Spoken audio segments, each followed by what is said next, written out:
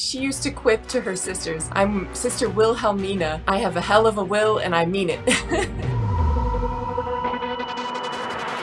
Her background is a fascinating story, often untold, of African American Catholics in the United States. It begins in St. Louis. She is the step-granddaughter of a woman who was formed by St. Catherine Drexel. Her step-grandmother actually left the religious order as a novice after having spent a year under St. Catherine Drexel's tutelage. Her mother was a devout Catholic, converted the husband. They were raised in a very Catholic home, and when Sister Wilhelmina, just her name Mary Elizabeth, or her birth name, was 9 at her first Holy Communion, she had a vision of Jesus asking her to be his.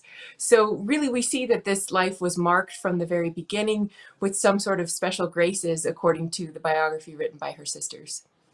And I loved her comment that he was so good looking, how could she refuse, right?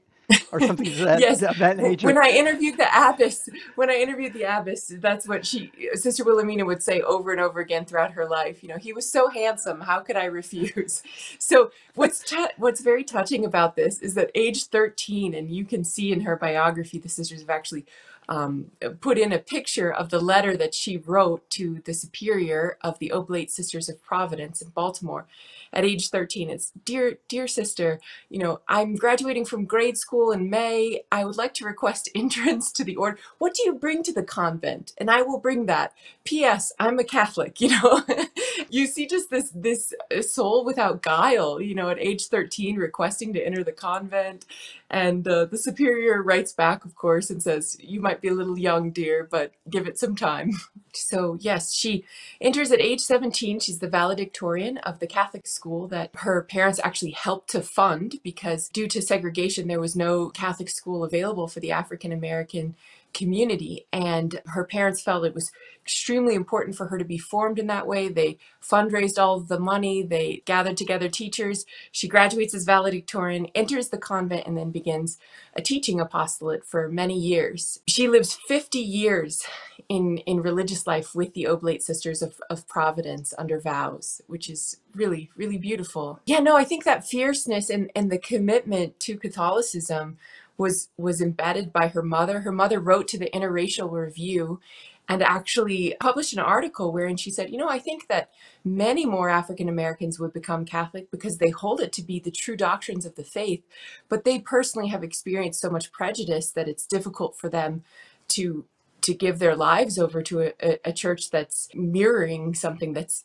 not Christian. And yet her mother was fiercely devoted to the church, and she passed on that faith to her daughter. And she said, like as St. Paul said, we hold this treasure in earthen vessels. Despite some of the difficulty that we sometimes find within the church, the human wounds that we have all experienced at times, the truth of the faith spoke to her, and that fierceness was something that she would maintain in the convent. In the confusing times following Vatican II, many of her sisters began to experiment with the habit and then ultimately lay it aside. And Sister Wilhelmina has this interior conviction that this represents her being a bride of Christ, that this is essential to her religious identity, that this is an essential proclamation as a sign of heaven, as a sign of the beauty of God. And so she is alone in her community in keeping the habit, which is another sign of her fierceness. So the sisters had stopped producing the habits en masse. And so she was sewing her own, and in some of the habit pieces, there's a need for plastic in the neck in order to make it very stiff in the particular habit, the Benedictine habit that she was wearing, and then across the forehead in order to assist with the wimple, which covers everything else in the face. So she actually cut a plastic spray bottle in order to form the plastic that she needed. And that actually would be responsible for saving her life. At one point, she was attacked by a deranged student with a knife. And it was the plastic of the stiff neck that turned the knife aside and saved her life. So the habit literally was life-saving in her case. A lot of people have focused, justly so, on what they are labeling, quote, the miracle in Missouri.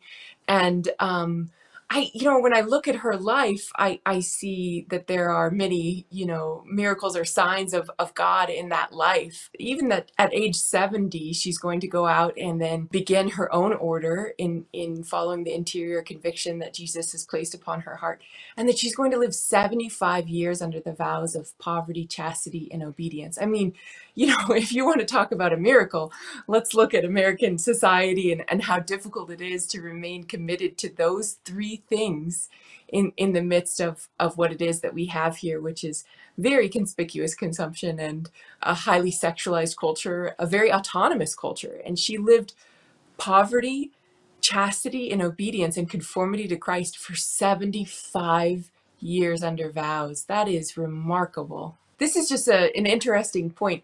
Her last general chapter, so religious congregations have general chapters typically every 6 years or so, wherein they try to renew themselves and they can make proposals for the community. And her proposal was a return to the habit, times and places of silence, the enclosure, permissions, asking permissions, which is a form of exercise of obedience and faithfulness to the religious vow of poverty. So she asked for a return to religious observance.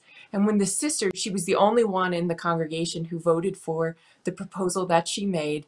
And then she realized that Christ was asking her, in order to be faithful to religious life, to found her own community. And so she set out at age 70. She used to quip to her sisters, "I'm Sister Wilhelmina. I have a hell of a will and I mean it." And so Yes. So she wasn't giving up that habit.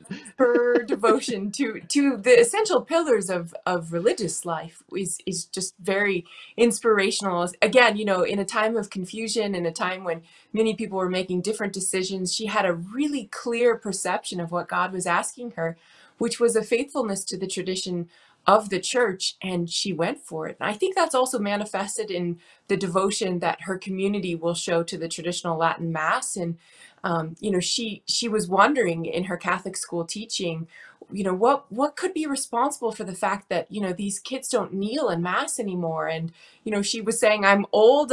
It's difficult for me to kneel, and I'm doing it out of love and devotion." And she started to question whether or not some of the folk music that the kids were listening to in their school masses was responsible for the lack of devotion, because traditional Catholic hymns, of course, are jam-packed with doctrine and with beautiful nuggets for the faith. Great meditations on, think of the Pange Lingua or some of these other hymns that are Catholic classics. And the order that she founds actually will become known for its Gregorian chant CDs and for its Catholic classic hymns. So there's an interesting dovetailing there with what she was experiencing in the setting of evangelizing students and what she begins with her monastery. I think that the sisters are gloriously hidden, as we would say. And that life, the contemplative life, I should mention, the name of the order is the Benedictine Sisters of Mary, Queen of the Apostles. And their monastery is Our Lady of Ephesus. And Ephesus, of course, is where the Blessed Mother lived with St. John. And so the Benedictine sisters actually see their apostolate as praying for priests. So the main work that they do is prayer. It's the liturgy of the hours, 9 times a day, gathering in community in order to chant the praises of God, to lift up the faithful. And then it's a Benedictine community, so ora et labora, work and prayer. And so they also have, some gardens outside and a few other things in which they engage themselves in physical labor. But the main work that they have is singing the praises of God. And so it comes as no surprise on one end that their CD, Singing the Praises of God, would become quite popular. I'm sure that people sense in it the devotion and authenticity of what it is that they're living, 9 times a day, every day, day in, day out, year upon year. I think that, the fresh look at religious life is, and if there's any, young woman out there considering it, it really is the antechamber to heaven in so many ways. And the beauty and the closeness of God, what it means to be involved in that deep life. I can't imagine that most people can picture how satisfying it can be. And when you see a visible witness like this, and you see the joy, joy, St. Thomas teaches, comes from the certain knowledge that you are loved. And so here are these sisters who meditate upon the love of God, who are filled with the love of God, and they're joyful. It makes sense. It makes sense.